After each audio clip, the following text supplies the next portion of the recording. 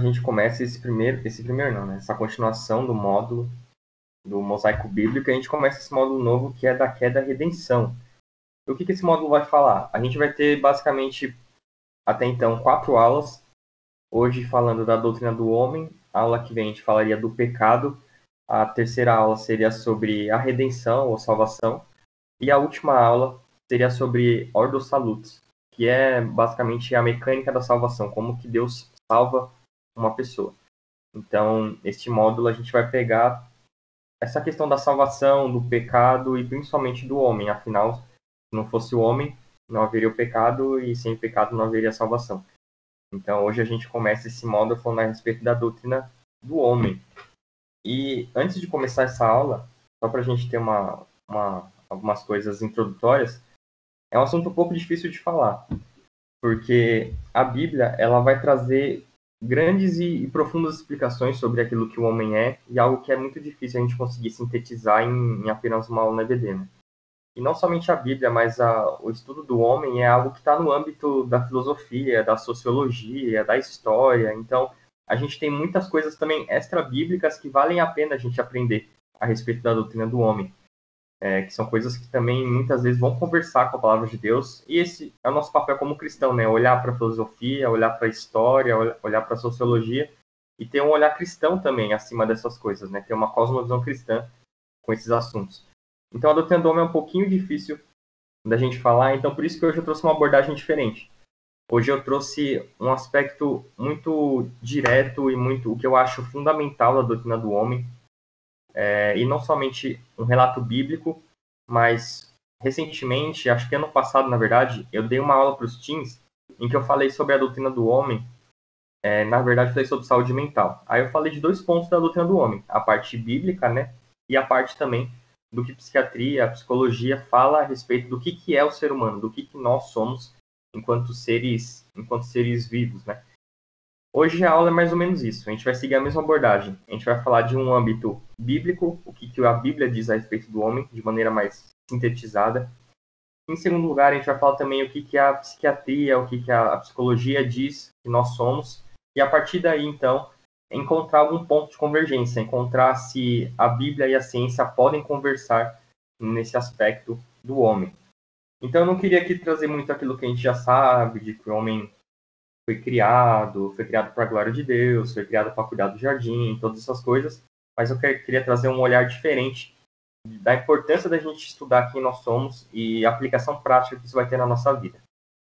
Então, é isso. Quando a gente fala de doutrina do homem, a gente vai falar hoje da teologia do autoconhecimento, ou seja, é o que o estudo de Deus diz sobre nós mesmos.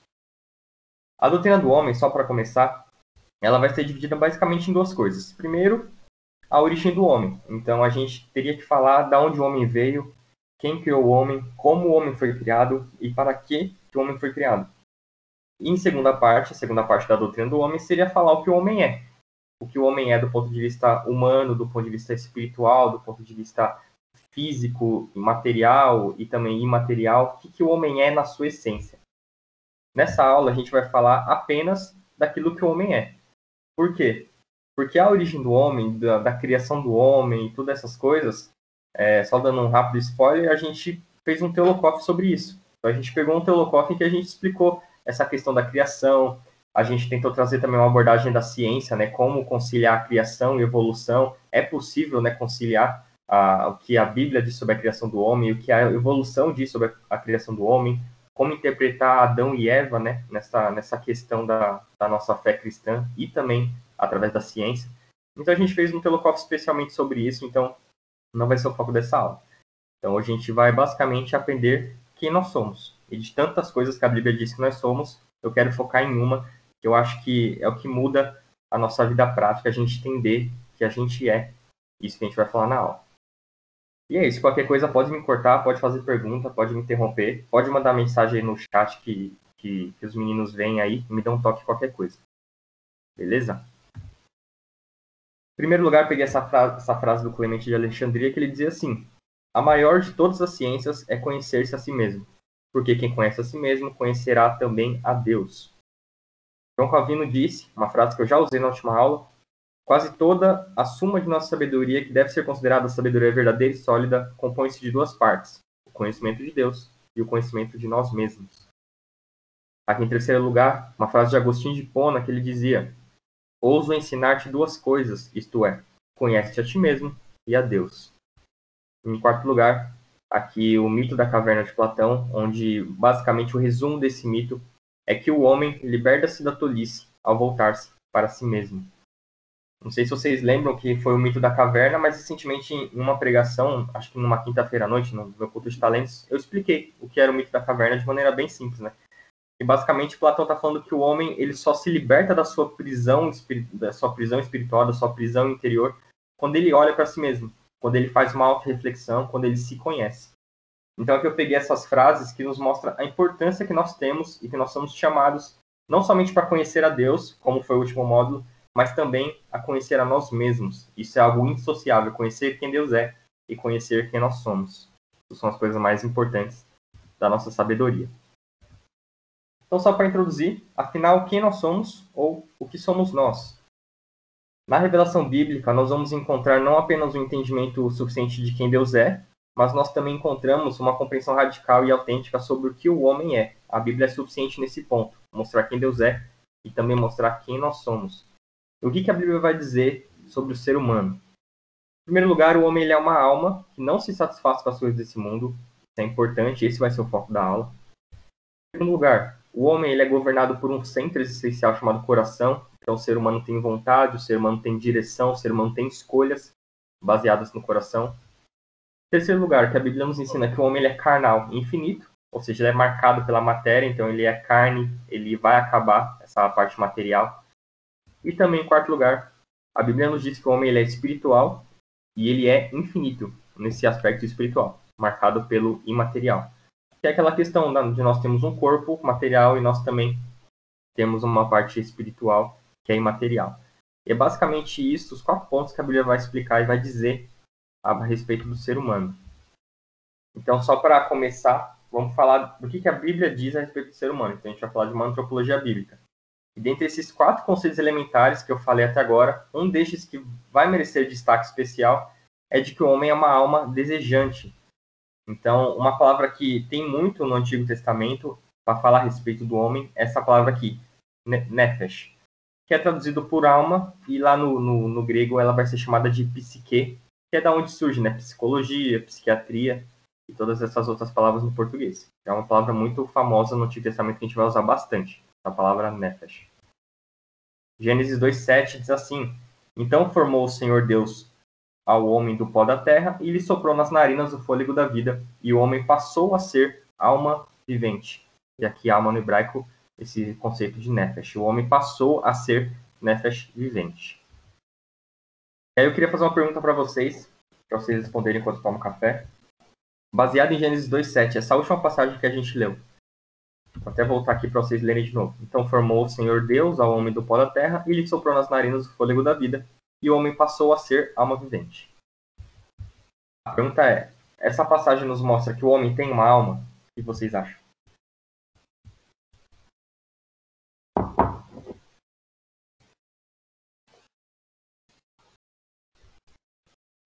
Ou é muito difícil essa pergunta? Oi, Nubi, pode Eu falar. acredito que sim, mas depende muito da pessoa. Se a pessoa for ruim, vai ter uma alma ruim. Se for boa, aí a pessoa vai ter uma alma boa. Não, Wither, aí você tá avançando, aí é a aula que vem. Aí o Rodrigo vai falar dessa questão aí da parte Ah, ruim. desculpa. Não, tô brincando. A aula que vem o Rodrigo vai falar de pecado, aí a gente vai entrar bastante nesse assunto aí. Mas é por aí. E aí, o homem tem uma alma? O que vocês acham?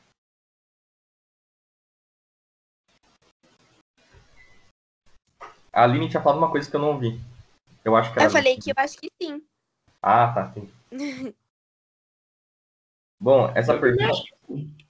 Eu acho que sim? Beleza.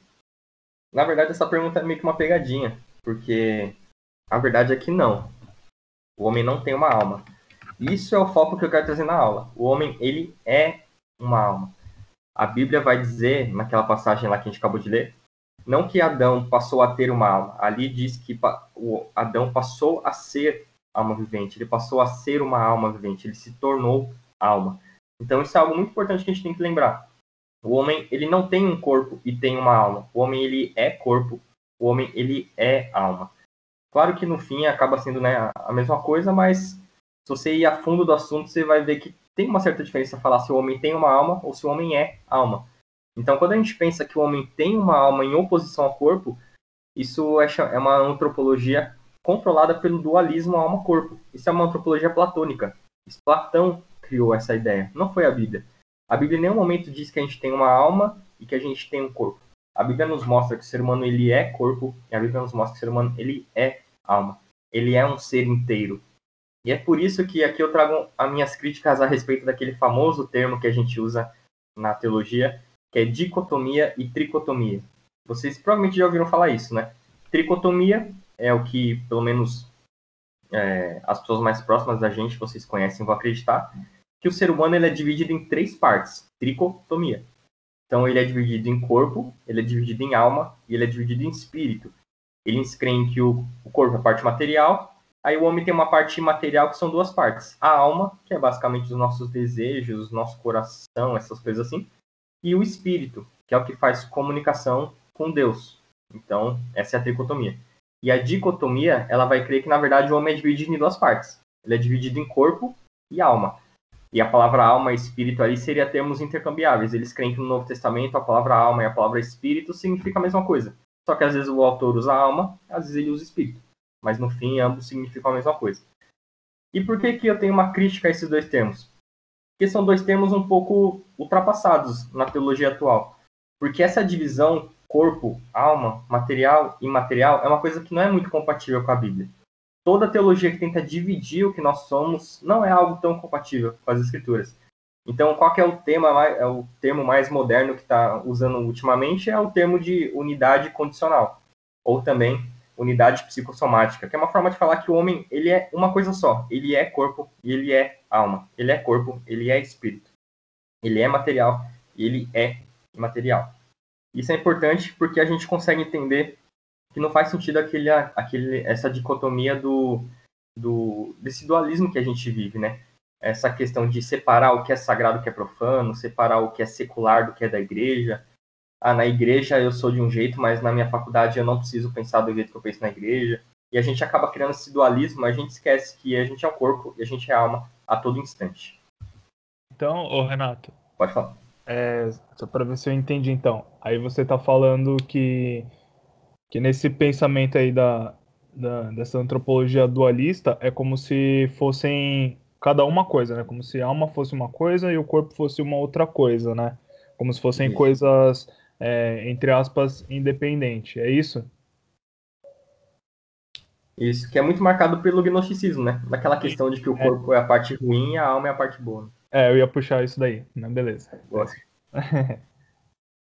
Como que chama E aí essa parte que fala que somos um só? é chamado de... O Miller Erickson, aquele cara lá que eu já falei da teologia sistemática, ele vai chamar de unidade condicional. Que é uma forma bonitinha que atualmente outras pessoas também chamam de unidade psicossomática. Psico, que é mente, né? De psicologia, por exemplo. E somática vem do grego soma, que é carne. Então, a unidade psicossomática significa que a gente é um só, porém, ao mesmo tempo 2. A gente é corpo e a gente é alma. A gente é corpo e a gente é espírito. A gente é corpo e a gente é imaterial. Então, Entendeu? pensando assim de uma forma mais. Eu não sei se o pessoal vai conseguir visualizar o que eu visualizei aqui, mas é como se nesse tópico aí dessa antropologia dualismo é como se fosse 2 círculos, né? Um separado do outro. E no ponto de vista bíblico é como se esses 2 círculos estivessem sobrepostos, e aí ali no meio seria essa unidade que você falou, certo? Certo, exatamente. Então, beleza. Não sei se o pessoal Isso conseguiu vai visualizar. isso vai ficar um pouco mais claro nos próximos slides, porque esse é o foco da aula, mostrar que a gente é uma alma. E isso faz toda a diferença na hora da gente interpretar como a gente deve viver, sabendo que a gente é uma alma que tem uma característica específica, essa alma, inclusive. Boa. Tudo certo, gente? Alguém tem alguma dúvida, pode falar. Podemos seguir. Vamos. Então, além de alma, nefesh, essa palavra aí que a gente já falou, ele é um termo usado no hebraico também para se referir a uma parte do corpo, que é a garganta. Então, para o povo hebreu, a garganta é mais do que uma simples parte do corpo. Para a gente, aqui na nossa vida, a gente fala que a garganta é uma parte do corpo que a gente usa lá para comer e outras pessoas usam para doer, né, quando está infeccionado. Mas para o povo hebreu, ela está ligada ao desejo, à insaciedade e fome. Para o povo hebreu, a palavra garganta, ela não tem só o sentido de uma parte do corpo, uma anatomia do corpo. Ela é um desejo, ela é uma insaciedade, ela é uma fonte de sede do ser humano. Se vocês ouvirem um barulhinho aqui, é porque minha querida esposa está fazendo o café da manhã dela, enquanto eu assisto a aula aqui, então ignore. Na literatura hebraica, o conceito de nefesh, como insaciedade e desejo, ele está diretamente ligado ao conceito de nefesh como alma. Então a gente vai ver algumas passagens bíblicas aqui que provam isso. Isaías 5,14, o autor diz assim: por isso o Seol aumenta o seu apetite, e aqui ele usa a palavra nefesh, e escancara a sua boca. Abacuque 2,5. O arrogante não se contém. O seu apetite, nefesh, é como o Seol. Eclesiastes 6,7. Todo esforço do homem é feito para sua boca, contudo, o seu apetite, nefesh, jamais se satisfaz. Provérbios 27,7. A alma, aqui ele usa o termo também, nefesh, a alma farta pisa o favo do mel, mas a alma faminta, todo o amargo é doce. Então perceba, fome, apetite, desejo, necessidade. Todos esses conceitos foram relacionados à imagem de Nefesh nessas passagens bíblicas, a imagem da alma nessas passagens bíblicas. Então a gente pode entender aqui, partindo do pressuposto, né, dessa antropologia bíblica, principalmente do Antigo Testamento, a gente vai ver que quando Deus soprou no homem o fôlego de vida, o homem se tornou Nefesh, ele se tornou não somente uma alma, mas ele se tornou fome, ele se tornou apetite, ele se tornou desejo, ele se tornou necessidade. Então a gente sabe que o homem ele não sente fome, o homem ele é a própria fome, o homem ele não sente apetite, o homem não sente desejo, o homem ele é apetite, o homem ele é desejo, ele é todas essas coisas porque ele se tornou essa palavra nefesh.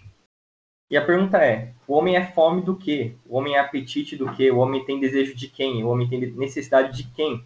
E a resposta para nós é muito clara, o homem ele é todas essas coisas unicamente de Deus.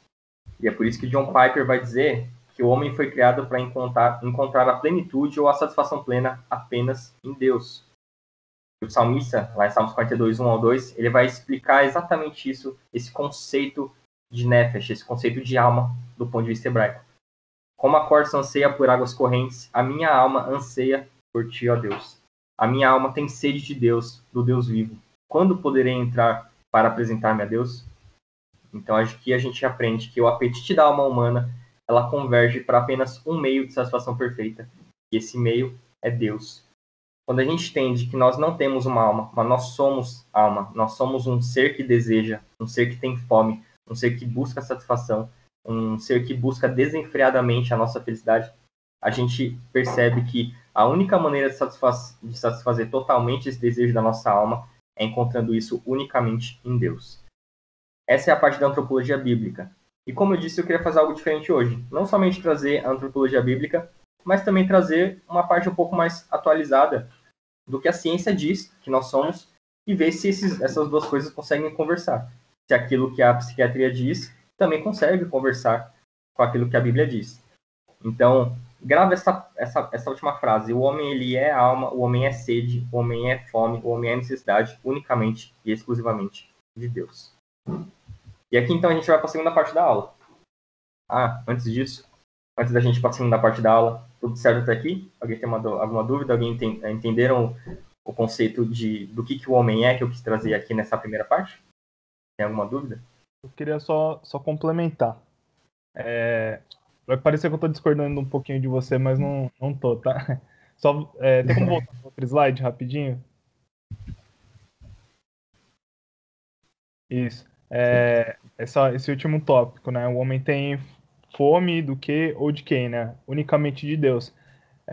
Nesse caso, seria como se Deus tivesse criado o homem com esse impulso que fosse direcionado para buscar a Deus, certo? Mas a gente sabe que hoje não é assim, né? Nos dias de hoje não é assim. Aqueles que estão impulsionados a buscar a Deus são aqueles que foram regenerados. E aqueles que não foram alcançados por Deus, eles têm fome e apetite de outras coisas, né? E aí, você estava falando aí sobre essa fome, sobre apetite, aí eu lembrei lá de Filipenses 3,19.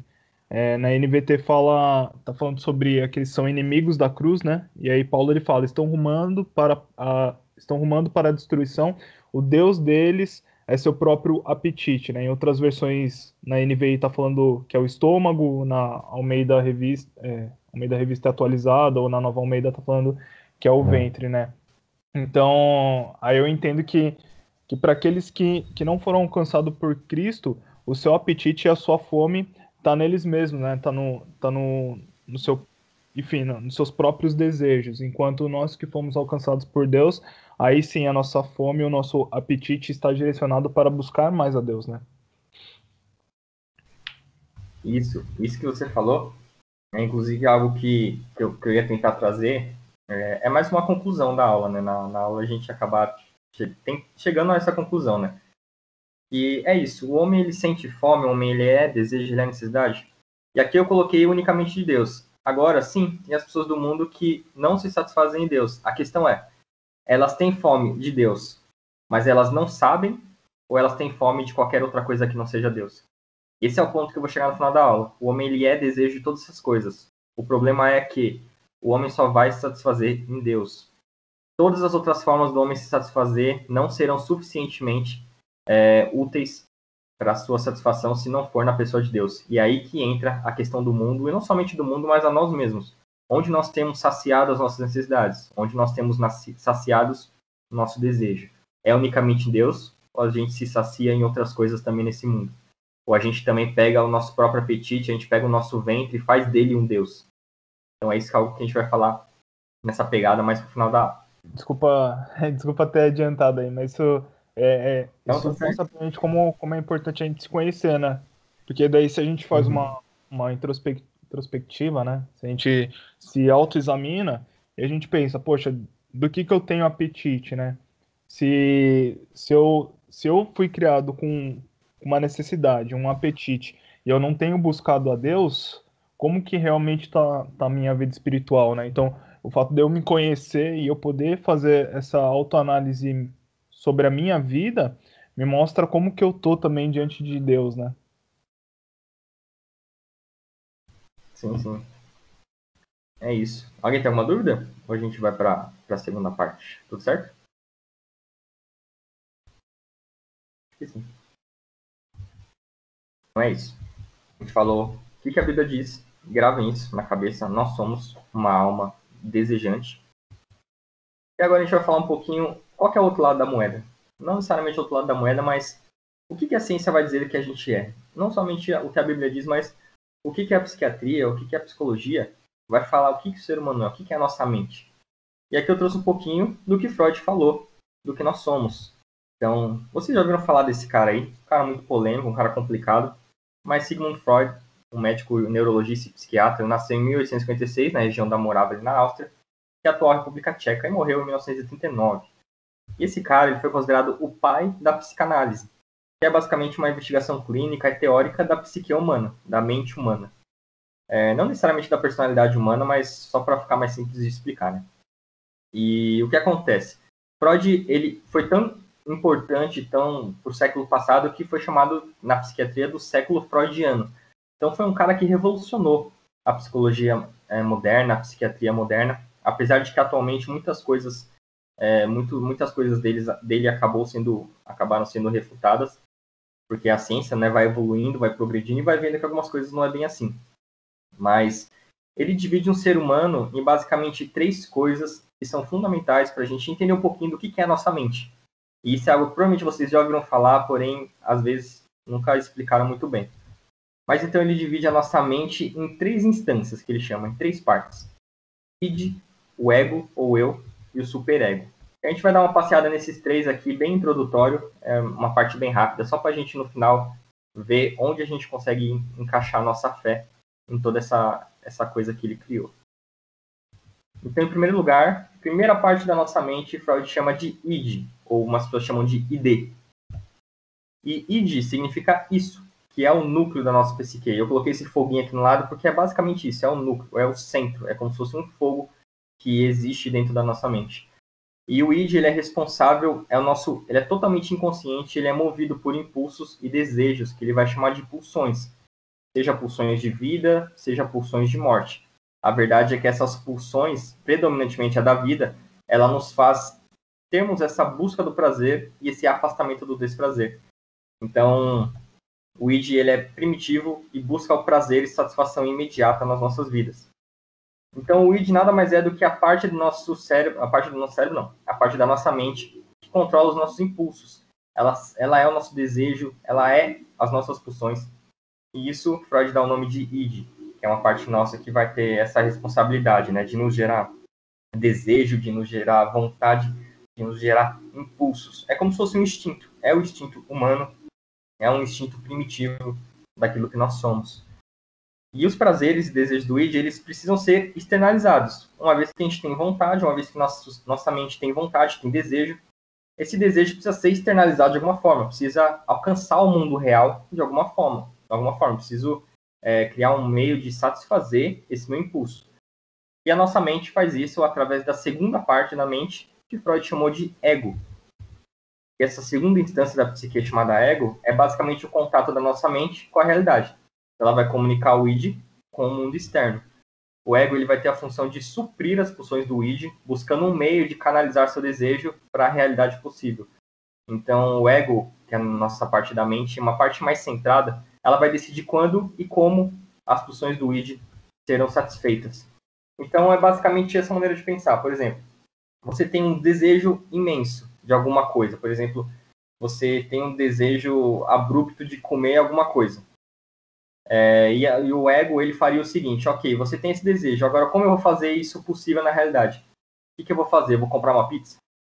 Eu vou passar no McDonald's? Eu vou fazer alguma janta aqui em casa? Eu vou fazer um almoço aqui em casa? Então o ego, ele tenta pegar esses nossos desejos, essas nossas pulsões, essa nossa alma desejante, e ela tenta externalizar no mundo afora para a gente conseguir suprir esses nossos desejos, preciso de um fono urgente, esses nossos desejos e essas nossas vontades. Esse é o ego. E a terceira e última parte, meu Deus, preciso de um fono mesmo, Clebinho se forma. Terceira e última parte da instância da psique é o superego. E o superego é como se fosse um juiz. Então ele faz parte dos nossos princípios morais e idealistas que a gente vai adquirindo ao longo da vida. Ele requer que as decisões sejam tomadas pelo ego, sejam perfeitas e sejam decisões exigentes. Então ele impede o ego de fazer algo que sabe que não deve fazer e força o ego a fazer algo que ele será recompensado por fazer. Então é basicamente aquela sensação. A gente tem a vontade de comer alguma coisa pelo id, aí o nosso ego vai lá e fala: tá bom, eu posso comer uma pizza. Aí vem o nosso superego e fala: mas você não estava de dieta? Mas se você comer uma pizza agora, não é muita coisa? Não era melhor comer alguma coisa mais saudável nesse momento? Então é como se fosse os nossos princípios morais, nossos princípios idealistas que ficam na nossa mente, que se formam ao longo da vida. Porque uma criança tem uma certa consciência do que é certo e do que é errado. Freud vai explicar que é por causa do superego. A criança consegue perceber mais ou menos o que é certo e o que é errado, porque a própria mente dela tem esses princípios morais que ela vai adquirindo dos pais, que ela vai adquirindo dos amigos. E esses princípios morais é que vai controlando ali a nossa mente. Por que eu dei esse en passant aqui nesses 3 pontos de Freud? Porque, de modo geral, o nosso eu, na antropologia da psiquiatria, da psicanálise, é um ambiente de intensos conflitos. É uma verdadeira bagunça. Então, por um lado, a gente tem o nosso id primitivo, ilógico, agressivo, que busca algo muitas vezes inacessível para a realidade humana, que é uma intensa busca pelo prazer, uma intensa busca pelos nossos desejos. E, por outro lado, a gente tem um superego que julga todas as nossas ações do ponto de vista moral e ético, gerando muitas vezes sentimentos de culpa quando esses ideais não são alcançados. Então, Freud ele vai mostrar que o homem ele é desejo, mas, ao mesmo tempo, ele não consegue suprir seu desejo. Ele tenta, mas não consegue. E por isso que ele vai falar que o homem se frustra tanto, porque a gente quer externalizar nossos desejos e a nossa própria mente nos sabota. A gente não consegue externalizar de maneira plena tudo aquilo que a gente quer, tudo aquilo que a gente busca, tudo aquilo que a gente crê que vai nos satisfazer. Então ele vai dizer que o conflito do ego, que é esse meio termo, né, que está no meio dessa bagunça, consiste em desejar satisfazer os desejos do id, porém, muitas vezes, sem saber como. E é aqui que mora o nosso conflito. E agora que a gente entendeu um pouquinho do que Freud fala sobre a nossa mente, que a gente é um id, que a gente é um ego, que a gente é um superego, e isso tudo é uma verdadeira bagunça que nos deixa ansiosos, e a gente cria ansiedade, a gente cria culpa na nossa mente, porque a gente deseja uma coisa, mas não sabe como fazer. A gente deseja uma coisa, só que a gente vai externalizar esse nosso desejo, a gente acaba externalizando de maneira errada, isso nos deixa triste, nos deixa mal. Então, para Freud, nossa mente é uma verdadeira bagunça. Tudo isso por quê? Porque nós somos um ser desejante, um ser que tem um id impulsivo, ilógico, agressivo, que busca alguma satisfação, que busca alguma necessidade, mas a verdade é que a gente não consegue encontrar essa satisfação na visão de Freud. E onde é que mora o ponto de convergência? Aí eu queria fazer essa pergunta para vocês. Eu falei da antropologia bíblica e falei do que Freud fala do que nós somos. E o que vocês percebem que ambas têm em comum? Olhando com uma cosmovisão cristã para a antropologia de Freud, o que tem em comum aqui entre essas duas verdades, a bíblica e a verdade de Freud? O que vocês podem me dizer?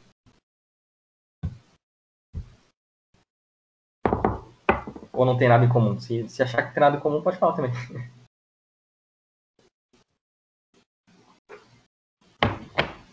Deixar o pessoal falar primeiro, que eu já falei demais. Não faço a menor ideia. Ambas buscam satisfação em algo? Oi, não ouvi, fala mais alto. Ambas buscam satisfação em alguma coisa, em algo? Sim, também. Alguém mais? Arrisca alguma coisa?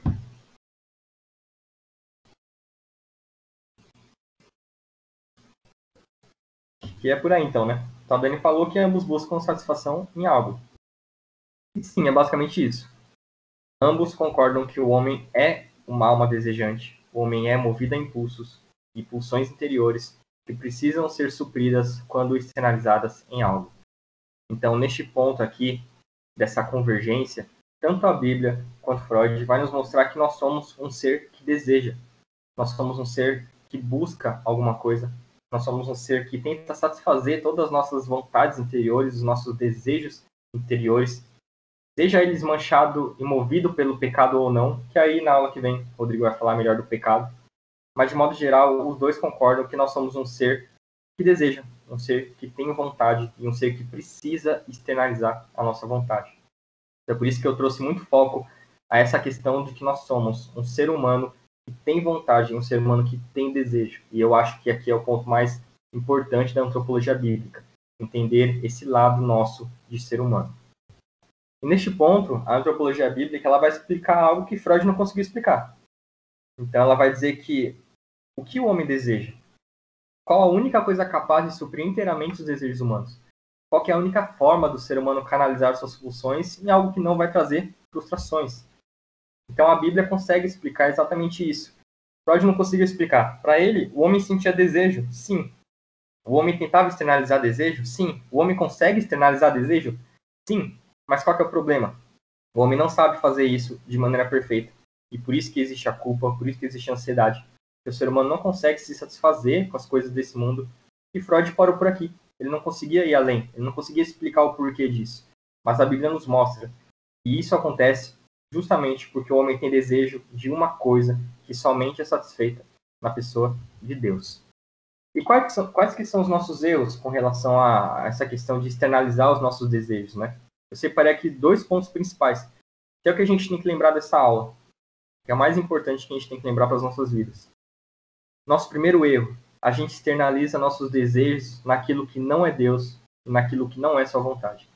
A gente tenta suprir nossos impulsos de maneira própria neste mundo. Aqui que mora o erro. A gente tenta fazer todas as nossas satisfações naquilo que não provém da pessoa de Deus, naquilo que não provém da vontade de Deus.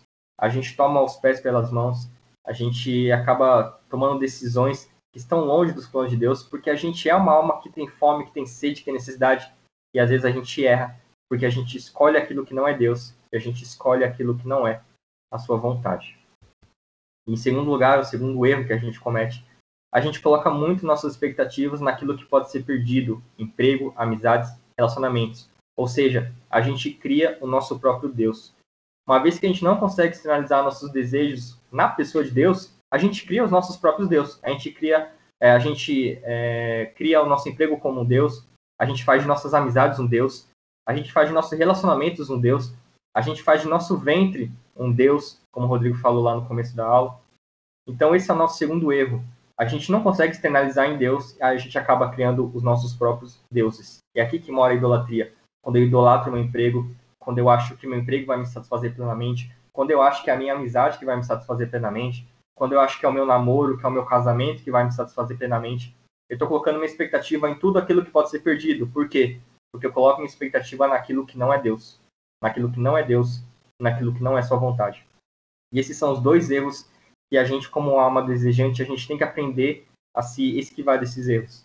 De colocar nosso desejo naquilo que não é Deus e também de criar nossos próprios deuses, uma vez que a gente não consegue alcançar a pessoa de Deus de maneira plena. E afinal, essas são as perguntas que eu queria que a gente pensasse. O que nós temos externalizado nossas pulsões e nossos desejos? Em tudo que é passageiro e passível de perder? Ou naquele que é o mesmo ontem, naquele que é o mesmo ontem, hoje, naquele que será o mesmo eternamente?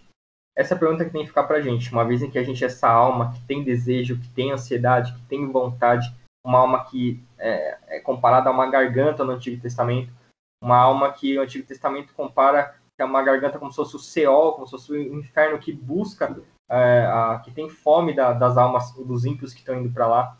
Essa nossa alma que tem todos esses desejos, no que a gente externaliza essas nossas vontades? Aqui eu peguei uma frase do C.S. Lewis, ele vai dizer assim: as criaturas não nascem com desejos que não possam ser satisfeitos. Um bebê sente fome? Pois bem, há uma coisa chamada leite. Um patinho deseja nadar? Pois bem, existe uma coisa chamada água. Os homens sentem desejo sexual? Pois bem, existe uma coisa chamada sexo. Se encontra em mim um desejo que nenhuma experiência deste mundo pode satisfazer, a explicação mais provável é que fui feito para um outro mundo. Se nenhum dos prazeres terrenos o satisfaz, isso não prova que o universo seja uma fraude. Provavelmente, os prazeres deste mundo nunca foram destinados a satisfazê-lo. Aqui, Lewis está falando para cristãos. Ele está falando que todos os nossos desejos, todos os nossos anseios, eles não vão se satisfazer nessa terra. Nenhum prazer terreno vai nos satisfazer. Por quê? Porque a gente não foi criado para este mundo. Diferente do pato, que ele deseja nadar e ele tem água. Diferente do bebê, que ele sente fome, então tem o leite. A gente tem uma necessidade que a gente nunca vai satisfazer neste mundo. E é aqui que Freud não conseguiu explicar. Um homem que não consegue realizar todos os seus desejos, e por que ele não consegue? Freud parou por aqui. Mas a Bíblia nos mostra claramente. A gente não se satisfaz totalmente dos nossos desejos, porque toda a nossa satisfação está em Deus. E não naquilo que a gente vive, não no nosso emprego, e não no nosso relacionamento, e não no nosso dinheiro, e não nas nossas amizades. A gente foi feito para um outro mundo. E é por isso que nada desse mundo vai nos satisfazer plenamente, enquanto a gente não entender que o próprio Deus é quem nos satisfaz. Essa aula foi para a gente entender que, além de tudo aquilo que a gente sabe sobre o ser humano, a gente sabe que nós somos criados por Deus, a gente sabe que nós somos a imagem e semelhança de Deus. Nessa aula eu não falei de Imago Dei, que é a imagem e semelhança de Deus, porque tem uma pessoa que fala muito bem sobre isso. Aí eu vou pedir para ela falar na próxima aula 5 minutinhos sobre isso, que é o Rodrigo. A forma que ele explica é uma forma que eu gosto muito, então na aula que vem, quando ele for falar de pecado, provavelmente ele falaria um pouco da imagem de Deus. Então vou pedir para que na aula que vem ele dê essa explicada melhor, que eu acho muito bem a forma que ele explica do Imago Dei. Mas a gente entende, isso você já sabe, que a gente foi criado por Deus, para a glória de Deus e tudo mais. Agora tem algo que eu acho extremamente precioso na visão bíblica, que a gente muitas vezes ignora, que é o fato de que nós somos seres que buscam o desejo, que buscam a satisfação, que buscam a vontade. Isso não porque a gente tem uma alma, mas porque a gente é uma alma, a gente é um corpo, a gente é uma alma, a gente é inteiro desejo, a gente é inteiro necessidade. E a gente precisa externalizar todas essas coisas. E qual que é o nosso erro? A gente não sabe onde externalizar tudo isso, e principalmente a gente não sabe que este mundo não vai nos satisfazer plenamente. A gente não está na Terra para ser feliz. Deus não nos fez nessa Terra para a gente ter 100 anos de pura felicidade. Não. Deus nos fez peregrinos nessa Terra para que a gente entenda que esse mundo nunca vai nos satisfazer. Esse mundo nunca vai suprir as nossas necessidades. Este mundo nunca vai suprir as nossas vontades. Porque a nossa última e única forma de se satisfazer vai ser na pessoa de Cristo, na pessoa de Deus, quando a gente se encontrar com ele. E só para finalizar esse versículo, Isaías 55, 1, 2, que é o próprio Deus falando. E aqui Deus faz um convite, não somente para o povo lá da época, através do profeta Isaías, mas Deus faz um convite também para a gente. Deus faz um convite para todos aqueles que são sedentos, todos aqueles que têm vontade, todos aqueles que têm desejo, todos aqueles que têm, não somente têm, mas todos aqueles que são necessidade. E Deus diz assim: venham, todos vocês que estão com sede, venham às águas. E vocês que não possuem dinheiro algum, venham, comprem e comam. Venham, comprem vinho e leite sem dinheiro e sem custo. Por que gastar naquilo que não é pão? Por que gastar o seu trabalho árduo naquilo que não satisfaz? Escutem-me, e comam o que é bom, e a alma de vocês se deliciará na mais fina refeição. Nosso próprio Deus nos dá a resposta dos nossos desejos. Não é o leite, não é o vinho, não é o nosso dinheiro, não é o nosso trabalho, não é o nosso pão que vai nos satisfazer nessa terra. A única coisa que vai nos satisfazer é Deus. O dia que a gente se encontrar plenamente com Ele, e a partir do momento que a gente vive essa terra sabendo isso, que a gente vive cada um dos nossos dias sabendo que a gente precisa satisfazer unicamente na pessoa de Deus, e tudo aquilo que não for Deus, a gente corre o risco de se frustrar quando a gente coloca nossas expectativas naquilo que não é o nosso Deus. É isso. Alguém tem alguma dúvida? Alguém quer falar alguma coisa?